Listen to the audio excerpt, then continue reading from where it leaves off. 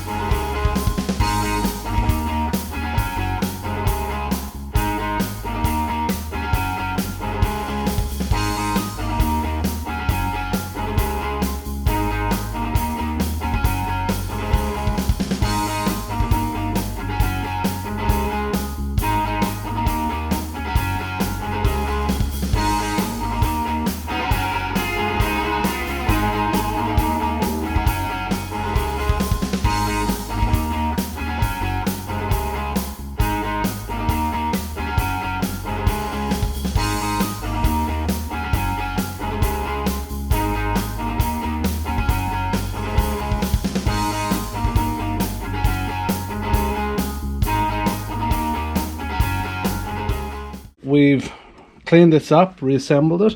I think it looks pretty good. It's going to look great on the bike. And we're going to have a brand new sprocket, so no messing around.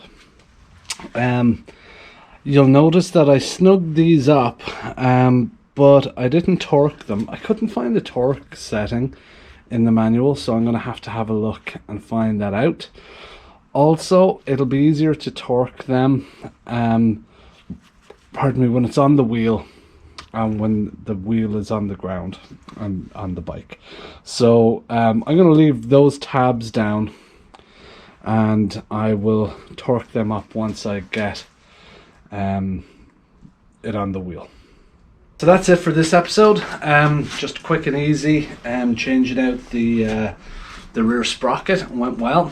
So that means now with the rear drum brake and now with the rear sprocket and everything changed up, as well as having the wheel all nice and cleaned up, everything's ready to go back together on the rear wheel.